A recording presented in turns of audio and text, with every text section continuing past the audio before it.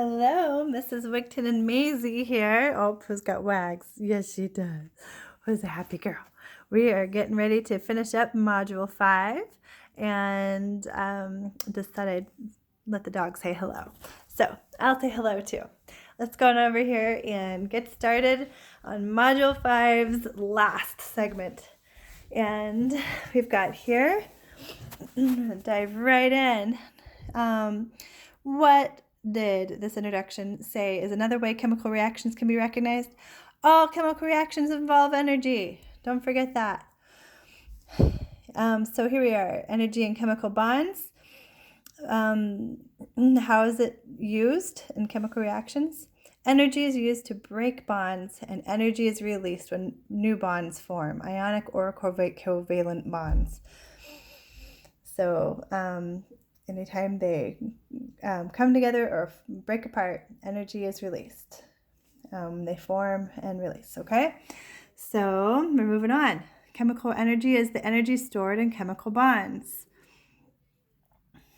Sounds like calories in food or something. That's your energies in there. All right, so chemical energy is what's in the bond. So in this reaction shown below, heat is a product over here. Where did the heat energy come from? So we know for a fact that inside of the chemical bonds of the reactants, the side is the reactant side, that's where the heat energy came from. So when those came apart, we have the carbon and the hydrogen. It came apart over here. This is the carbon, the hydrogen. Then we have the oxygen here, and it also came apart. And those breaking apart caused heat to form and these products. All right. Explain what activation energy is. All reactions require some amount of energy to get going. The energy required to start a reaction is called activation energy. So it's like the coffee you need in the morning to get started. Every reaction requires a certain amount of energy to get to happen. And so that's called activation energy. That's the coffee. All right. What is a mole? This looks like a really complicated number. The mole is exactly what measurement that they use to measure all of these particles of a substance. These are such microscopic, tiny little particles, and they so rarely ever need to be isolated individually. They come in groups, clusters, or big quantities, and so they measure them by moles.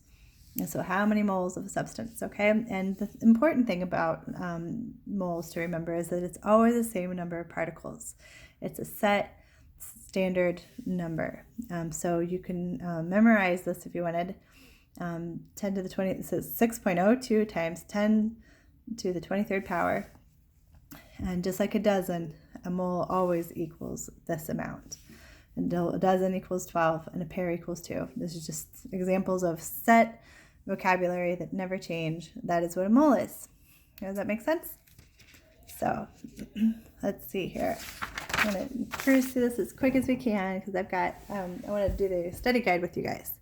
All right, so how many moles of each substance must react, and how many moles of each substance are produced in propane combustion? Well, I looked up propane combustion, and there is not 2, 3 carbon dioxides, only one. So I erased that one. You get a typo in your book there.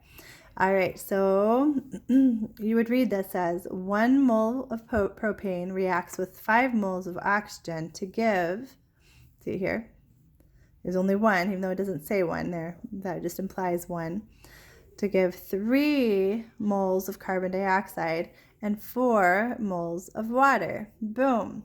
That's how we would read that. What is bond energy? All right, bond energy is the measure of how strong the bond is. Energy is measured in joules, FYI. We'll get to that later, though.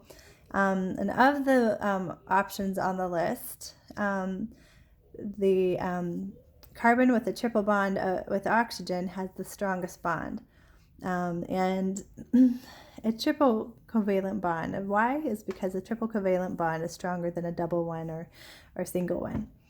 And so in the book, it had a list of how of all sorts of different energy. Let's see here, bond energies. And so I can show you. It's right here on my floor. See here if I can get it in the light. Bond energies. Boom. So you can see the highest number by far is the triple covalent bond with carbon and oxygen. So that was table, can you see it? 5.5 on page 173 in the textbook. All right, back to it. Exothermic reactions. What is that? All right, see how I've got the picture going out? A chemical reaction that releases energy to its surroundings. That means the energy is going out. Okay? We're going to look really quick right at, skip down here to endothermic. And endothermic is where the energy is being absorbed from its surroundings. So that's what happens in that chemical reaction. So endo, it absorbs. Exo releases energy. Here's what they look like on a graph. This is the exothermic.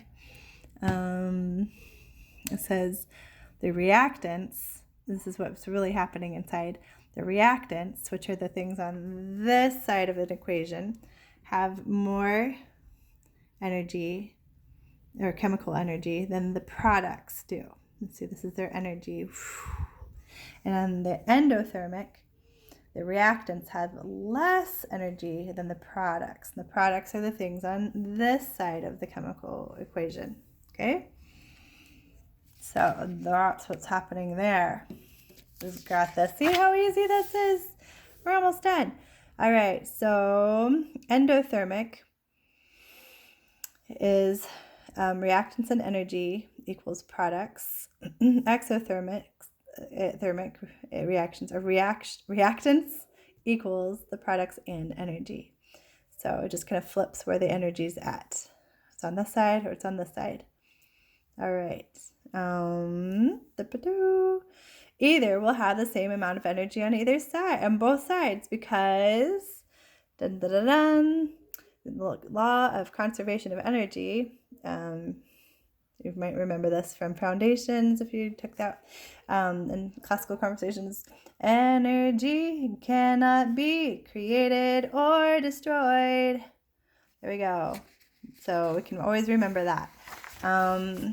So then it goes into the elephant toothpaste experiment, which my class actually did wonderfully and did everything almost right. We could have probably stirred things up a little better, but turns out your hydrogen peroxide can't be like 5 years old or else it doesn't work. So that's what happened to us. So we're going to try it again with new hydrogen peroxide and see if it works better.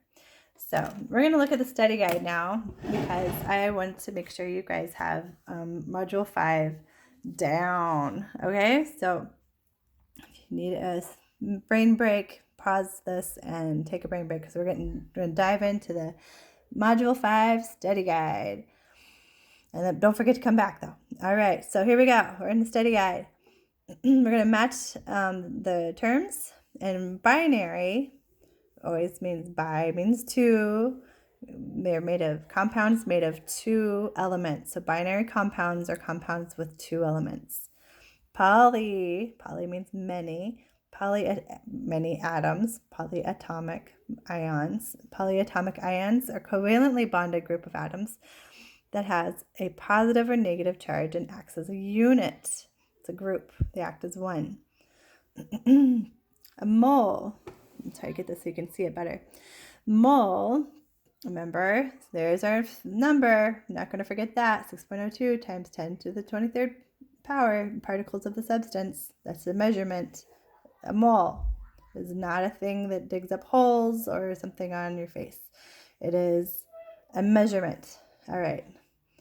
And the background noise is my daughter's giggling in their room. Banish them to their room, keep them quiet, but they're louder than ever. Exothermic reaction A chemical reaction that releases energy to its surroundings. What is that? Exo, right? It releases. Exo releases. Endo does what? Absorbs. Here we go. Absorbs. Exo releases. Super important right there. All right. What is the name of the compound with the formula CaCl2? Well, I happen to circle this one already, and so you know the answer right there. But we got the Ca is calcium, Cl is chloride. And I was like, why do they not say dichloride? Why isn't it dichloride? That does not make sense, because they said you got to do the di and the tetra and all the different prefixes that are numbers. Well, guess what? I figured out. I looked it up online, and I found out that you only do that for covalently bonded molecules and compounds. You don't put the prefix in if it's just an ionic compound. So there you go. And the question I have is, how am I supposed to know if it's a covalently bonded or an ionically bonded compound? I don't know yet. I'm going to figure this out. Okay. Lead learner here.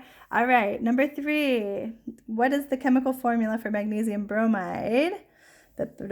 Magnesium bromide. There we go. So they would have had to look, we've had to look up in the back of the book for this to get the Mg for the magnesium, Br for bromide. Obviously, it must be another ionic compound here, because they don't say dibromide. But they always still change the ending to "ide," just like up here. Okay, even if it's ionic, both kinds do that. Okay, number 4. What is the name of the compound with the formula SiCl4? Well, I'm guessing based on these answers, the first one's silicon. Okay, yeah. And I'm guessing the second one is chloride. So the question is it an ionic or the other kind? So, should it be tetrachloride? We definitely know it's not this one. Definitely not chlorine. No. We can rule that one out.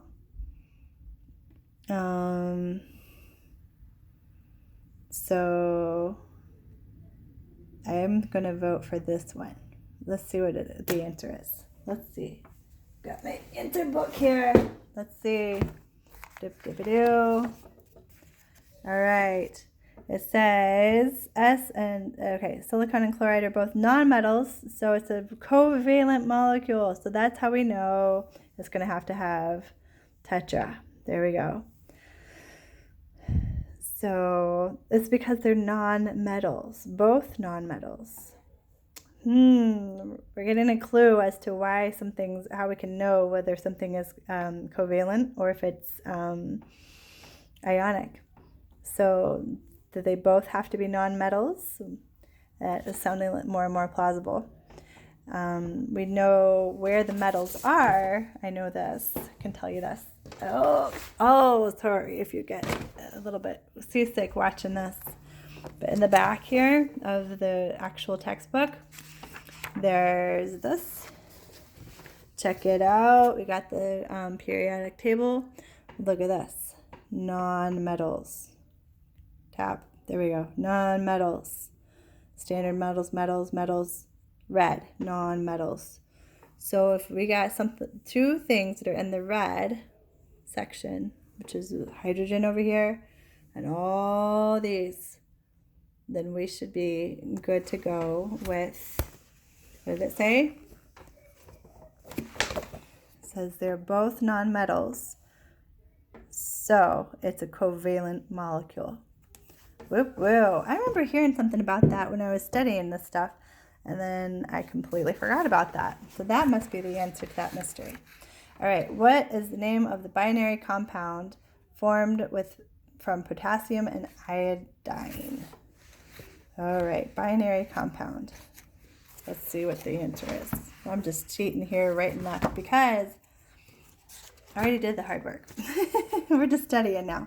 All right, so potassium, we would keep that name, right? potassium. Okay. And there's no number about this for either one of them. So it would be iodide. That's it. Potassium iodide. And I got the answer right here. And it's an ionic compound. I kind of want to look in the back of the book and see if one of those are in the metal section. Do you guys want to look that up and see too? I kind of want to see. Come on, let's go see. Let's see. All right, so in the back, potassium and iodide.